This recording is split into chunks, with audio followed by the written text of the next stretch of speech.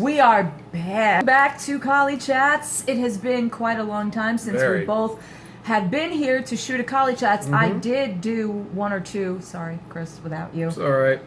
But we're back. As promised, I said this on my last video when I was talking about disabling my Facebook. So tonight we're just going to jump into a little bit of sprinkling of certain topics, and then we're just things that are going on currently in the world that we're really not going to elaborate too much on the negative of what has been going on. There's enough negative. We're just going to give you a little bit of a synopsis and kind of maybe a little bit of I don't know, a different perspective, and then we're going to move on to other things because there's some things that I have to tell you guys. I have a little bit of announcement for my channel. And Chris wants to do a little bit of talking. Started out with coming from my Facebook disabling video where I had mentioned about the one major reason that I did disable Facebook is because of what has been going on in the world. And I don't want to go into all of what's going on because everybody has been flooding YouTube with videos and reactions. We all know about the Florida Orlando shootings where the Pulse nightclub. We know about Christina Grimmie, which happened before that. Just before.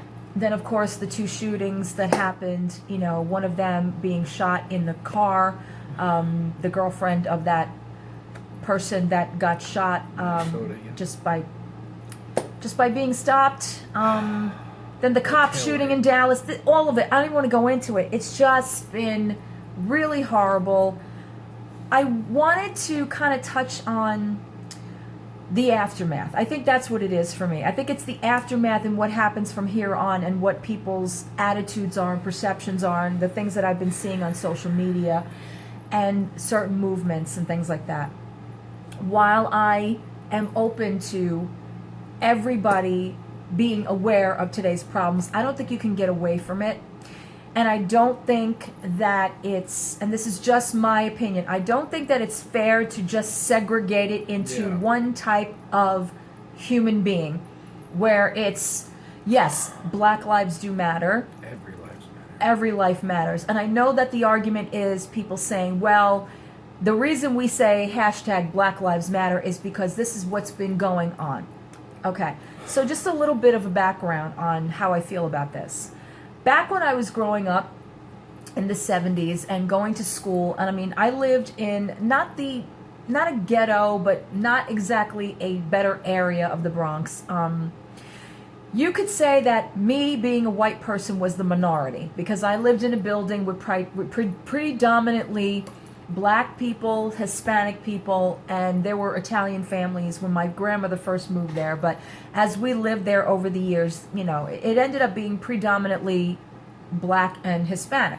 And I grew up basically with Hispanic best friends, Black best friends. I went to school with, you know, Black, Hispanic. Mostly just majority was Black and Hispanic, and there was very little as far as white was concerned. If you were white, then you claimed yourself to be Hispanic in order to fit in with the Hispanic area. When I was growing up, I was bullied heavily for being white. I know what it feels like to be called certain racial slurs, like honky, like pasty, like white girl. White girl was their popular one with me. And I was so young that I didn't understand any of this. I didn't understand why anyone cared about what my color was or why it was such an issue or why we couldn't all get along. And I took a lot of bullying. I did, especially in my school. I actually did have friends around my block. In fact, this one particular friend, she was a Spanish girl, but she was as white as me.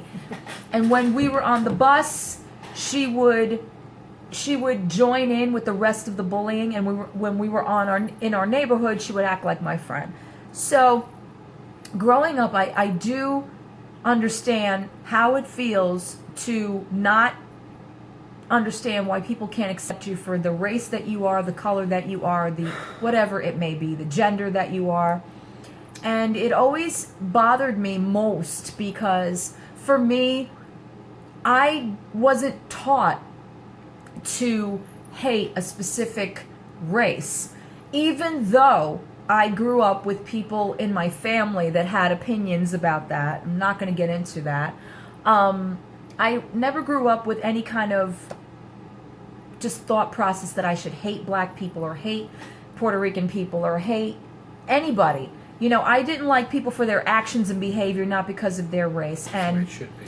Growing up, again, as a teenager, and then in my 20s, it was happening again in the 90s. In the 90s, it was like, in the 90s, what it switched to was, it wasn't a black-white thing anymore. Now it was a black-on-black thing. Yeah. It was black-on-black killing black-on-black. It was basically, you know, The gangs. The the Crips, the Bloods, all of that stuff. Yeah.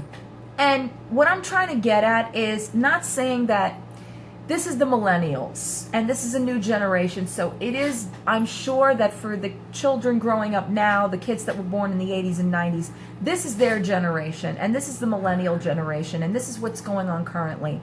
This is not a new problem. This is a recycled problem. Yeah. It's a problem that seems to keep coming up every now and again. And the media only sensitizes or sensationalizes certain areas to make it seem like it is once again a race war, once again a segregation war. But to me, it seems like a humanity war. It's not just about black and white anymore. I agree. It seems to me now, if you're gay, if you're transgender, if you're white, if you're black, if you're Asian, if you're Muslim, if you're whatever it is, now you're labeled something because of the past. And it's just so unfortunate because it keeps continuing on. And as we're going into the millennials, into this generation, it's still going on. And we're having worse problems now because now we've got things like ISIS and we have Al-Qaeda and the situations that have began, you know, from 9/11 on, to Boston, to Paris, to another, you know, in France, to just, you know, I don't pretend to know what everyone's thoughts are and how they live through things. I could never imagine what it would be like to be in a nightclub with your friends on a Saturday night and try to enjoy yourself, and all of a sudden there's somebody just open fire and just shooting and not caring who they're killing. And you're trying to save your life by locking yourself in a bathroom. I could never pretend to know what it's like to be stopped by a random, you know, just a random person, just stopped in your vehicle because you had a headlight out or you had whatever it was, whatever thing that stopped that couple when they were driving. And to just not be able to reach into your pocket anymore because right away the cops are ready to shoot because they think you have a gun and you're going to release this gun. The media takes things, to me, and makes them out to be these stories that have just repetitively been the same thing that has been going on for centuries, for ages, for all the decades, for the 60s, the 70s, the 80s, the 90s, and today.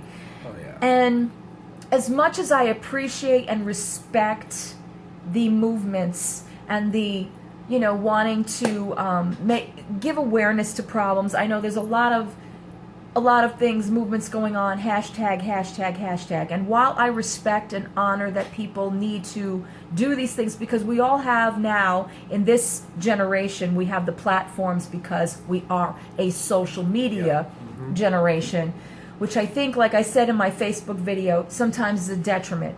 Because where back in the day, like I said, the news and the newspapers were your sources of that was it. All of that. Now you can go on Facebook, YouTube, Twitter, Instagram, Snapchat, and find out just about anything. And people use their phones now and their devices as basically little cameras and giving you, you know, everyday trials and tribulations. And it's a really hard time to be living in. It's a hard time to be living in with all of that, with the ongoing election that's going on, which there's two sides divided. There's one worse than the other, in my opinion. I'm not even going to get into that. So my whole thing is, as far as just movements and awareness and everything else, as much as I respect it, I think sometimes it also segregates the rest of the world. Not just races, but the rest of the world. The whole world is suffering, guys. The whole world is going through whatever issue is happening in America. It's happening all over. It's not just happening here. My whole thing is we all have the responsibility and the ability to not only just keep bringing awareness to the same problem, but we also have the ability to change the way we respond to these things. Instead of making these hashtags, we have to learn how to be humans, not just hashtags. We have to forget the races and remember the faces. Thank you. Just human beings that are suffering, human beings that have lost their lives, that cannot speak for themselves anymore, people that don't want to see their loved ones marching in this despair against the fact that they lost their lives and they couldn't control what happened.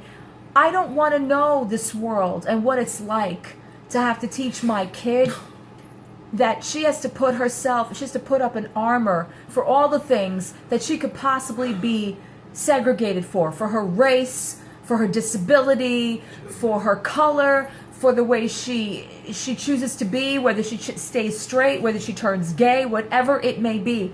Or think they have to dress a certain way now because if they wear a hoodie, they may be marked.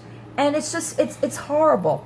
I want us to bring us back to just remembering who we are, remembering where we came from wherever our roots are, and to honor our families and the ones that came before us, and to our future families and our future as a whole.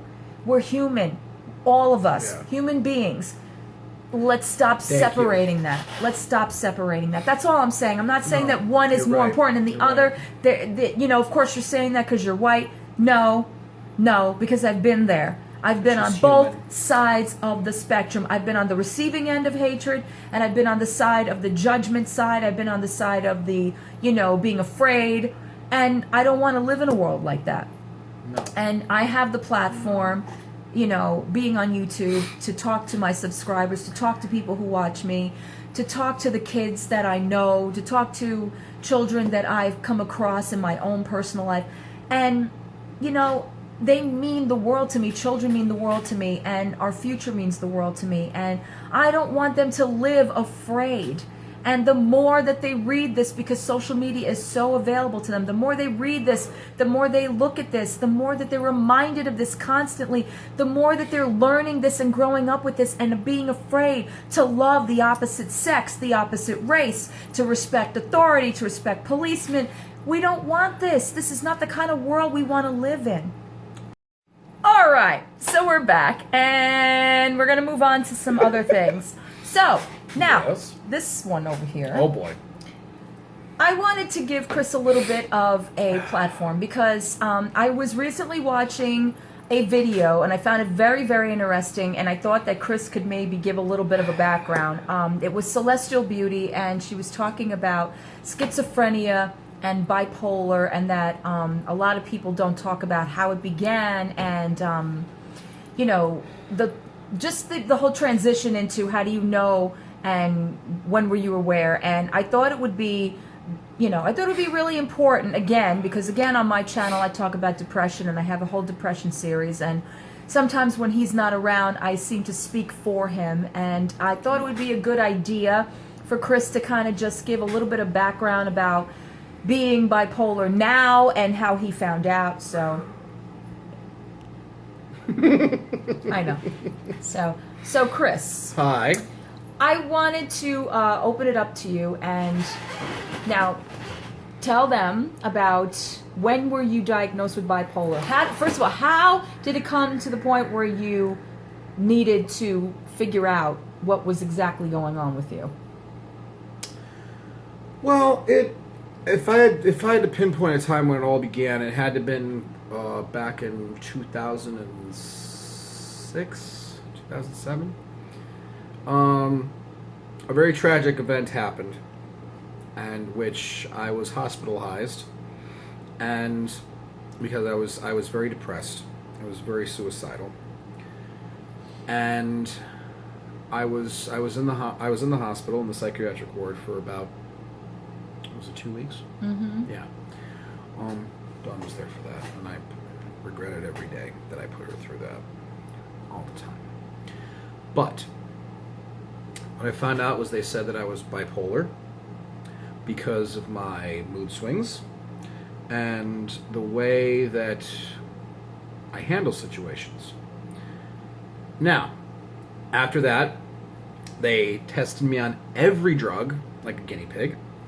I was on, I'm not going to list all the names of the drugs, but Dawn was around for all of it. And from the different mood swings that these so-called drugs put me through. Can you explain your mood swings? Can you Well, explain like how you get from one spectrum to the next? I have like spurts of like extreme happiness where I'm silly, I'm giddy, I'm you know, and then I get more like moods when I'm very dark. I'm very like I'm withdrawn. I don't talk to anybody, and there's also moods where I get angry. I get very angry, and I turn that on. No matter what it is, if it's something small, it'll just set me off. What do you think is your worst trigger? I think my worst trigger. That's a good question. My worst trigger would probably be when I feel that someone says something that isn't the way it comes out, but the way I perceive it. And the difference is now, the way I'm a lot better is that if I get that way, it takes, someone who can explain it to me and, get me back to reality. And no one's better than that than this one right here. Well, I have spoken about, indirectly about bipolar on my channel, and in the last month, as I had said previously in my video about struggling through my, my stuff, my depression, and back in June, Chris had his, we talked about this from February. He had his injury in February, and, from that point on, he had to go through a series of different surgeries and checkups and that kind of thing, and he now currently has his permanent eye, which now he's happy about, and we're happy that he's happy. Looks more like the natural. But during that time, I think he was struggling with, in the beginning, he was handling it great. And I think somewhere along the way, I think it did get to him, and it went from, going from being positive about it to being completely negative or dark, as he had claimed it was. And, we were going through it with each other. I was here. And sometimes if I couldn't be here, I would always check in on him. And where sometimes you have to be like, all right, settle down. Or he'll go the opposite, where he thinks so negatively about everything and anything, and it is so hard to reach this. Especially about myself. Yeah. And what I think is important for the viewers to know as far as bipolar is concerned is awareness with somebody that I have depression, and I may not understand all the full aspects of bipolar and what triggers it. With him, I do, because I've known him and been around him and been close to him for, 11 years now. But what I think needs to be done is, it's a lot of patience. It's a lot of listening to a lot of things that may even trigger you. I mean, I know his negativity triggers me, I will not lie. Yeah. It gets to me, it angers me, it frustrates me, it makes me very upset and very sad. And then I get to the point where I don't even want to be around him. But when I bring it back into perspective, that in all honesty, I want him around. And, I've lost somebody, I've lost people that had the same thing similarly. And, some people always tie in or connect bipolar with addiction and suicide and, self-hatred or cutting or what have you. And, these things do happen, but being the person that I am in my own life, where I have tried in my own life and have been detrimental to myself, when I see it happening with him, I feel like I'm looking in a mirror at what I used to be like. And, you know, he means the absolute world to me. And I think what's important is always have somebody. Don't lock people out that love you. Don't lock people out that can support you. Don't lock people out that will be willing. And I think that's the main part of this. Someone willing to be there no matter how bad you are, no matter what kind of mind frame you are. Doesn't matter whether it's your spouse, your husband, your daughter, your son, your teacher, your priest, whoever it might be, that is willing to sit and listen to you, even if you're raging, even if you're, you know, you have to reach out. You have to open up. I know it's hard to do, but you've got to open up that little bit of a window and let somebody in, because it makes all the difference. You may have this. It does not have you. Exactly. And I thought it was important for Chris to kind of elaborate a little bit, because he's been struggling a lot. You know, I'm not going to lie, I have. Yeah, he has been struggling a lot, and we've been, you know, going through it, and that's why a lot of my things that I haven't, you know, discussed on my channel have been, because this is, you know, he's personal, and I don't want to, without his permission, give all the information about all the things he goes through. I wanted to make sure that he felt comfortable with this platform to talk about it. And I'm going to tell you why, because you, the viewers, are amazing.